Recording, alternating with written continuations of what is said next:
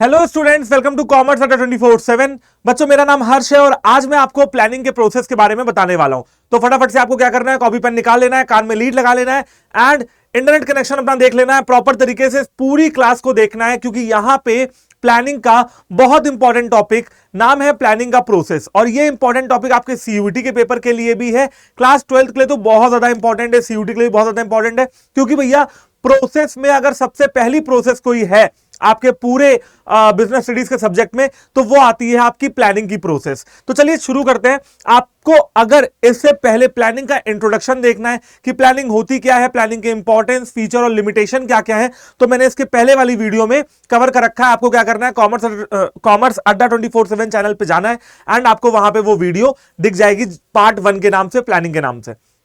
ये है part 2 planning का, जहां पे हम लोग प्लानिंग की प्रोसेस पढ़ने वाले हैं। तो सबसे पहले इसमें क्या करना है यार, देखो कोई भी इंसान किसी भी काम के लिए जब प्लानिंग करता है ना, जब वो तैयारी कर रहा होता है कि मैं किस तरीके से अपने काम को कंटिन्यू रखूंगा, तो वो सबसे पहले क्या करता है, सबसे पहले अपना एक ऑब्जेक्टिव सेट करता है। जैसे कि मैंने आपको बताया भी था, यहां पे बच्चा, अगर मैं एग्जांपल लेता हूं तो बेटा एक स्टूडेंट क्या करेगा, एक स्टूडेंट सबसे पहले एक ऑब्जेक्टिव सेट करेगा। मुझे 90 नंबर चाहिए, मुझे 90+% चाहिए बोर्ड में, मुझे 95 चाहिए, मुझे 80 चाहिए, 85 चाहिए। मेरा ऑब्जेक्टिव क्या है, मुझे हासिल क्या करना है, अचीव क्या करना है। सबसे पहले आपको क्या करना होता है, एक ऑब्जेक्टिव प्यारा सा छोटा सा अचीवेबल सेट करना होता है। फिर डेवलपिंग प्लानिंग प्रीमाइसिस, फिर आपको कुछ प्रीमाइसिस डेवलप करने पड़ते हैं, यानी कि कुछ अजम्पशंस लेके चलने पड़ते हैं। अजम्पशन बोले तो कि सब कुछ ठीक रहेगा, मान लो कि जब मैं ऐसे ऐसे पढ़ूंगा, समझ रहे हो। तो यार देखो, तुमने ऑब्जेक्टिव तो सेट कर लिए 85%, लेकिन अजम्पशन क्या लेके चलोगे, अपने आप को बताओगे ना। मान लेते हैं कि मैं दिन में 8 घंटे पढ़ूंगा, मान लेते हैं मैं दिन में 6 घंटे पढ़ूंगा, मान लेते हैं कि मैं इधर उधर अपना टाइम वेस्ट नहीं करूंगा। मतलब मान लेना है आपको कुछ चीजों को, इन्हें कहते हैं अजम्पशंस बनाना। और इन्हीं अजम्पशन के बेसिस पे ही आप अपनी स्ट्रेटजी प्रिपेयर करते हो। जैसे मैं क्या कहता हूं, मैंने अजम्पशन बना लिया है, मैं मान के चल रहा हूं कि मैं 8 घंटे पढ़ूंगा। अब जब मैं अपना टाइम टेबल बनाऊंगा तो 8 घंटे स्टडी के हिसाब से बनाऊंगा। करेक्ट है बात, ठीक है। अगर मैंने सोचा कि मैं 10 घंटे पढ़ूंगा, मतलब मैं मान ले रहा हूं, अभी मैंने पढ़ा नहीं है 10 घंटे, मैं मान के चल रहा हूं कि मैं 10 घंटे पढ़ूंगा, तो मैं अपनी स्ट्रेटजी भी 10 घंटे के हिसाब से ही बनाऊंगा। ये मानना होता है आपको कि सब कुछ ठीक रहेगा। अगर एक बिजनेस ऑर्गेनाइजेशन की बात करते हैं, तो एक बिजनेस ऑर्गेनाइजेशन ने एक प्लान बनाया। अब प्लान के साथ साथ उसको बहुत सारी चीजें अज्यूम करनी पड़ेंगी, जैसे इन्वायरमेंट मेरा ठीक रहेगा, मुझे पैसों की कोई दिक्कत नहीं होगी, मुझे अदर तरीकों की कोई दिक्कत नहीं होगी, है ना, मुझे मेरे एम्प्लॉयज छोड़ के नहीं भागेंगे। तो सारी चीजें आपको अजम्पशन करना पड़ेगा, मान लेना पड़ेगा, क्योंकि जब आप ये मानोगे ना तभी तो आप आगे काम शुरू करोगे ना। तो कुछ प्रीमाइसेस आपको डेवलप करने पड़ते हैं। फिर एक काम को करने के बहुत सारे अलग अलग तरीके होते हैं। जैसे मैं कहता हूं, कोई बच्चा कहता है कि भाई मुझे 95 नंबर चाहिए, तो बच्चे के कहीं ना कहीं मन में चलता रहता है, यार ऑनलाइन पढ़ूं, ऑफलाइन पढ़ूं, ऑनलाइन पढ़ूं, ऑफलाइन पढ़ूं, ऑनलाइन के क्या फायदे हैं, ऑफलाइन के क्या फायदे हैं, ऑनलाइन के क्या नुकसान है, ऑफलाइन के क्या नुकसान है। वो अलग अलग अल्टरनेटिव कोर्स ऑफ एक्शन ढूंढता है कि मैं किस तरीके से काम कर सकता हूं, क्या अल्टरनेटिव कोर्स ऑफ एक्शन है मेरे पास। अच्छा, तो अब उसने ढूंढ लिया ऑनलाइन और ऑफलाइन। अब वो ये देखेगा कि ऑनलाइन के क्या फायदे क्या नुकसान, ऑफलाइन के क्या फायदे क्या नुकसान, मेरा पैसा कहां बच रहा है, मेरा पैसा ज्यादा कहां खर्च होगा। तो वो सारी चीजें आपको इवैल्यूएटिंग अल्टरनेटिव कोर्सेज में दिख जाएंगी। फिर आता है सेलेक्टिंग द अल्टरनेटिव। फिर इवैल्यूएट करने के बाद, सब कुछ जानकारी ले लेने के बाद वो एक अल्टरनेटिव को सेलेक्ट करता है। एक अल्टरनेटिव को क्या करता है, सेलेक्ट करता है कि हां भाई यही वो मेथड है, यही वो तरीका है जिस तरीके से मैं आगे काम करने वाला हूं।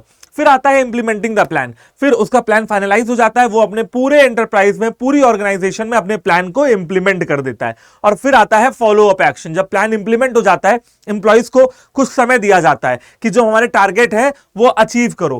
फिर थोड़े समय बाद, 1 महीने, 2 महीने, 6 महीने, 1 साल बाद फॉलो अप लिया जाता है कि जो मेरा प्लान था वो काम कर रहा है कि नहीं। एम्प्लॉइज को फोन लगाते हैं, बुलाते हैं एंड पूछते हैं कि भैया जो मेरा प्लान था वो काम कर रहा है या नहीं कर रहा है। तो चलिए एक ही एग्जांपल को भी पकड़ के चलते हैं आपको पूरा प्लानिंग का प्रोसीजर समझाने के लिए। सबसे पहले ऑब्जेक्टिव सेट कर लिया बच्चे ने कि हां भाई मुझे 90+ नंबर चाहिए, 90+% चाहिए। फिर उसने प्रीमाइसेस डेवलप कर लिया कि मैं 8 घंटे पढ़ाई करूंगा, ठीक है, डिस्ट्रैक्शन बिल्कुल नहीं होगा मेरी लाइफ में, टाइम वेस्ट बिल्कुल नहीं करूंगा। तो ये सारे उसने क्या ले लिए, अजम्पशन मान के चलिए, डिस्ट्रैक्शन नहीं होगा। फिर उसने अलग अलग अल्टरनेटिव कोर्स ऑफ एक्शन भी ढूंढ लिए कि हाँ भाई मैं ऑनलाइन पढ़ाई करूंगा और या मैं ऑफलाइन से पढ़ाई करूंगा। तो उसने ये 2 तरीके ढूंढ लिए जिसके तरीके से वो पढ़ाई कर सकता है। ठीक है। इसके बाद अब इन दोनों अल्टरनेटिव में वो इवैल्यूएशन करेगा कि यार ऑनलाइन के क्या फायदे हैं और क्या नुकसान है, ऑनलाइन मुझे क्यों लेना चाहिए और क्यों नहीं लेना चाहिए, ऑफलाइन मुझे क्यों जाना चाहिए और क्यों नहीं जाना चाहिए, क्योंकि दोनों के फायदे नुकसान अपने अपने अपने जगह है। ठीक है, फिर भी बेस्ट वो चूज करेगा।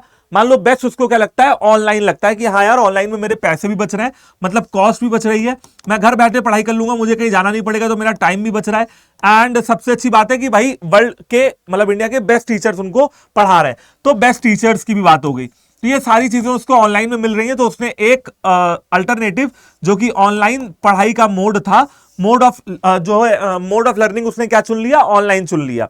तो उसने सेलेक्ट कर लिया, फिर उसने अपने पूरे प्लान को इंप्लीमेंट कर दिया, उसने जो जो स्ट्रेटजी बनाई थी उसने उसी स्ट्रेटजी के हिसाब से काम भी कर लिया। और फिर जब 6 महीने हो जाएंगे, जब उसका हाफ ईयरली या प्री बोर्ड हो जाएगा, फिर वो ये देखेगा कि यार ये जो मैंने प्लान बनाया था ये मेरा काम कर रहा है अच्छे तरीके से कि नहीं कर रहा है। भाई जो मेरा हाफ ईयरली पेपर हुआ उसमें मेरे कितने नंबर आए, तो मार्क्स कितने आए हाफ ईयरली में और प्री बोर्ड में, ये देखेगा फॉलो अप एक्शन में। तो अब आप समझ गए होंगे कि पूरी कहानी क्या कहती है प्लानिंग की। प्लानिंग में हमको ये सारे काम करने होते। इसके अलावा बच्चे अक्सर पूछते हैं कि सर हमें एक चीज जरूर बताना प्लानिंग के प्रोसेस में, कि प्लानिंग के प्रोसेस के ये सारे स्टेप ये हमें लाइन वाइज याद करने हैं या हम अलग अलग भी पेपर में आए तो लिख सकते हैं। तो बेटा आप अलग अलग नहीं लिख सकते हो, आपको लाइन वाइज याद करना है। मतलब सबसे पहला यही आएगा, ठीक है, दूसरे नंबर पे ये आएगा, फिर तीसरे नंबर पे ये आएगा, फिर चौथे नंबर पे ये आएगा, आपको लाइन वाइज याद करना है। पांचवें नंबर पे ये, छठे नंबर पे ये और सातवें नंबर पे ये। आपको जब पेपर में लिख के आना है तो आपको लाइन वाइज ही लिख के आना है। दूसरा सवाल बच्चों का अक्सर ये रहता है कि सर इसका कोई निमोनिक बताइए, याद करने का आसान तरीका कोई तो होगा ना इसको लाइन में याद करने का। तो वो निमोनिक भाई ध्यान से सुन लो। इसका निमोनिक ये है एस डाइज इफ, ठीक है, एस डाइज इफ।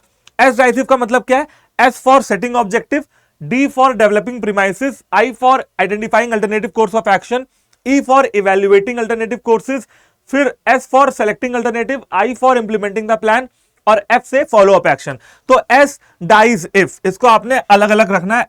S फिर डाइज यानी कि मर गया तो क्या होगा, S डाइज इफ, ये इसका निमोनिक है। बच्चों अपने दिमाग में बिठा लीजिए, ये इससे बेस्ट निमोनिक इसका जो है प्लानिंग प्रोसीजर का नहीं हो सकता है। ये आपको याद करने में पूरी पूरी हेल्प करेगा। एंड आप चाहें तो इसका स्क्रीनशॉट भी खींच लीजिए, ये पेज आपके लिए बहुत ज्यादा इंपॉर्टेंट होने वाला है। मैं साइड हो जा रहा हूं, ठीक है। आई होप कि आपने स्क्रीनशॉट ले लिया होगा। एंड अब आगे बढ़ते हैं, थोड़ा डिटेल्ड एक्सप्लेनेशन जानते हैं प्लानिंग के प्रोसेस की, ठीक है भाई। चलो जी, सबसे पहले देखेंगे ऑब्जेक्टिव। भैया किसी भी ऑर्गेनाइजेशन में आपको ऑब्जेक्टिव सेट करने पड़ते हैं। सबसे पहले यह पता लगाना होता है कि ऐसा कौन सा ऑब्जेक्टिव है जो आप अचीव करना चाहते हैं। फिर objectives can be set for the entire organisation या फिर हर डिपार्टमेंट के लिए। देखो बेटा ऑब्जेक्टिव जो है ना वो या तो पूरी ऑर्गेनाइजेशन के लिए एक ही ऑब्जेक्टिव सेट कर लो, या तो अलग अलग डिपार्टमेंट के लिए अलग अलग ऑब्जेक्टिव आपको सेट करने रहते हैं। ऑब्जेक्टिव को अचीव करने की पूरी पूरी कोशिश भी यहां पे की जानी चाहिए आपके द्वारा। फिर आता है प्रीमाइसिस डेवलप करना।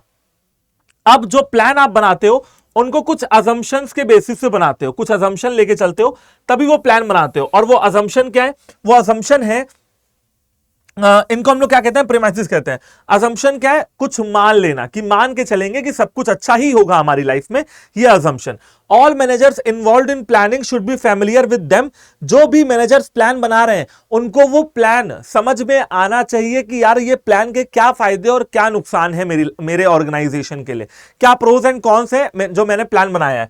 और इसके साथ जो मेरे प्लान मैंने बनाए हैं वो कहां तक पहुंचेंगे, ठीक है, वो कहां तक पहुंचेंगे, वो अपनी डेस्टिनेशन तक पहुंचेंगे या नहीं पहुंचेंगे। तो ये सारी चीजें सोचनी पड़ती हैं प्लान बनाते समय, यानी कुछ असम्पशन बनाने पड़ते हैं। और फिर ये भी देखना पड़ेगा, देखो प्लान करने से पहले भी असम्पशन बनाने हैं, प्लान करने के बाद भी असम्पशन बनाने हैं। समझ रहे हो बात को। असम्पशन क्या बनाने कि यार जो मेरा प्लान है ना ये अच्छा ही काम करेगा, ये अच्छे से ऑपरेट करेगा, कुछ इस तरीके से आप मान के चलते हो चीजों को, तभी आप एक एक्टिविटी में प्रॉपर तरीके से इंडल्ज हो पाते हो।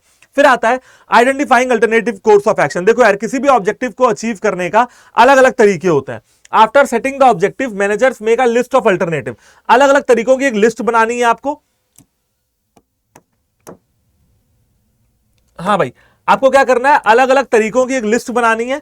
एंड फिर उसमें देखना है कि कौन कौन से तरीके हो सकते हैं जो बेस्ट तरीके हैं ऑब्जेक्टिव्स को अचीव करने के। पढ़ के देख लेते हैं एक बार। After setting the objective managers make a list of alternatives through which the organization can achieve its objective. Objective किन किन तरीकों से अचीव हो सकते हैं यह आपको देखना पड़ेगा। और ऐसा क्यों करना पड़ेगा? क्योंकि एक काम को करने के बहुत तरीके होते हैं, तो आपको देखना पड़ेगा कि क्या क्या तरीके हैं इस प्रॉपर ऑब्जेक्टिव को अचीव करने के। चलो जी, बात करते हैं पॉइंट नंबर 4 की, जो कि है evaluating alternative courses of action. आपको अलग अलग कोर्स ऑफ एक्शन को इवैल्यूएट करना पड़ेगा, पढ़ना पड़ेगा, क्या उसके पॉजिटिव एस्पेक्ट है, क्या निगेटिव एस्पेक्ट है। बेटा देखो, एक सिक्के के दो पहलू होते हैं, हेड और टेल्स, ठीक है, अच्छे और बुरे। अब इस सिक्के के जो सिक्का आप चुन रहे हो, उस सिक्के के क्या पॉजिटिव और क्या निगेटिव एस्पेक्ट है। जैसे ऑफलाइन के क्या पॉजिटिव है, ऑफलाइन के क्या निगेटिव है, ऑनलाइन के क्या पॉजिटिव है, ऑनलाइन के क्या निगेटिव है, ये आपको देखना पड़ेगा। तभी आप जाके एक निष्कर्ष पे पहुंचोगे कि हाँ भैया, कौन सा अल्टरनेटिव हमारे लिए सही रहेगा। मतलब पॉजिटिव एंड निगेटिव एस्पेक्ट्स आपको देखने हैं हर अल्टरनेटिव के।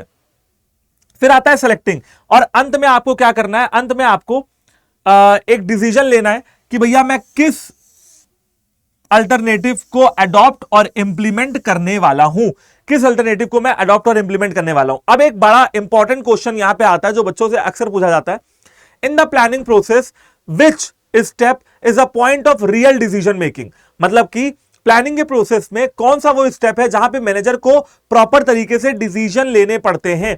तो भैया प्रॉपर तरीके से डिसीजन जो हमारे मैनेजर को लेने पड़ते हैं वो इसी में लेना पड़ता है कि कौन से अल्टरनेटिव को सेलेक्ट किया जाए।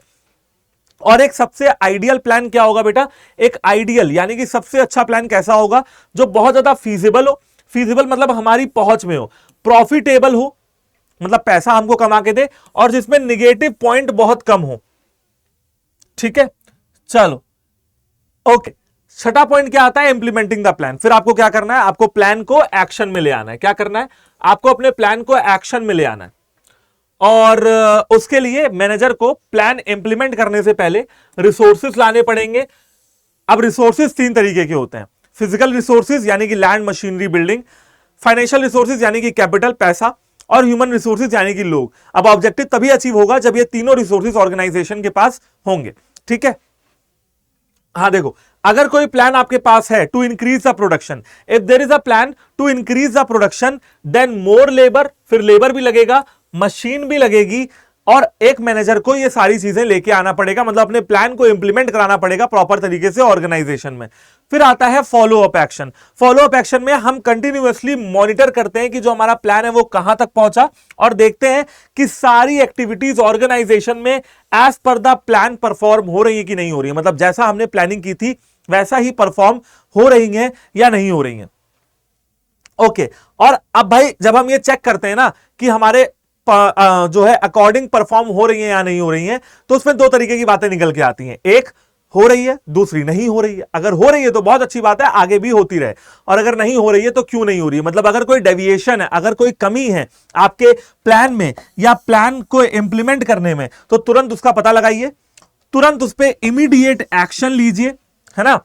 और फिर कोशिश करिए कि भैया आपकी जो एक्टिविटीज हैं वो प्लान के अकॉर्डिंग चलने लगे। मतलब जो भी कमी हो उसको तुरंत सही करना है। अब एक ऑर्गेनाइजेशन के लिए बड़ा इंपॉर्टेंट होती है प्लानिंग की ये प्रोसेस। यार देखो, आप अगर हमेशा बिजनेस स्टडीज पढ़ रहे हो ना, तो थ्योरेटिकल ज्ञान से ज्यादा जरूरी है कि आप लॉजिक समझो बात में कि बिजनेस स्टडीज है क्या। आप खुद अपने आप को एक बिजनेसमैन समझिए, और फिर आप ये सोच के देखिए कि अगर आपके ऑर्गेनाइजेशन, अगर आप एक बिजनेसमैन है तो आपका मेन मोटिव क्या है, प्रॉफिट। प्रॉफिट कमाने के लिए आप कुछ भी करेंगे, प्रॉफिट कमाने के लिए आप प्लान बनाएंगे। तो क्या नहीं करेंगे एक ऑब्जेक्टिव सेट, क्या नहीं करेंगे अलग अलग तरीकों की खोज, यानी कि लुकिंग फॉर बेटर अल्टरनेटिव्स। फिर क्या आप नहीं इवैल्यूएट करेंगे? करेंगे, बिल्कुल करेंगे। अगर आप खुद बिजनेसमैन होंगे तो करेंगे इवैल्यूएट कि किस तरीके से काम करना चाहिए। फिर आप क्या एक अच्छे अल्टरनेटिव को सिलेक्ट नहीं करेंगे? बिल्कुल करेंगे। अपने प्लान को इंप्लीमेंट नहीं करेंगे? बिल्कुल करेंगे। एंड फिर क्या फॉलो अप नहीं लेंगे अगर किसी बिजनेस के मालिक होंगे? तो बिजनेस स्टडीज कभी भी स्टूडेंट पढ़ के बन के तो आप समझ ही नहीं सकते हैं। अगर आपको बिजनेस स्टडीज की तह तक जाना है ना, बिजनेस स्टडीज को अपने काबू में करना है, तो आपको खुद अपने आप को एक बिजनेसमैन समझना पड़ेगा। जैसे पढ़ाते समय मैं अपने आप को समझ लेता हूं कि भैया मैं अगर होता तो ऐसा ऐसा करता, तब आपको ये सारे पॉइंट लॉजिकल लगने लगेंगे एंड सब कुछ समझ में आने लगेगा। आई होप कि बच्चों आप लोग को प्लानिंग की ये प्रोसेस समझ में आ गई होगी। तो अब हम लोग जो पढ़ने वाले हैं नेक्स्ट वीडियो में आपके लिए मैं लेके आऊंगा जिसमें मैं आपको पढ़ाने वाला हूं प्लान कितने तरीके के होते हैं, यानी कि टाइप्स ऑफ प्लान, जिसमें स्टैंडिंग और सिंगल यूज प्लान में आपको पढ़ाऊंगा। तो नेक्स्ट वीडियो का वेट करते रहिए। एंड कॉमर्स अड्डा 24/7 चैनल को अगर सब्सक्राइब नहीं किया है तो तुरंत करिए, क्योंकि आपको पता लग गया है कि यार इंडिया का बेस्ट चैनल अगर कोई कॉमर्स से रिलेटेड है, जहां पे सारे फैकल्टी जी जान झोंक के आपको पढ़ा रहे हैं, तो वो यही है। Thank you, tata, bye bye, take care. ऐसे ही हंसते रहिए, पढ़ते रहिए, मुस्कुराते रहिए, बने रहिए हमारे साथ। जय हिंद।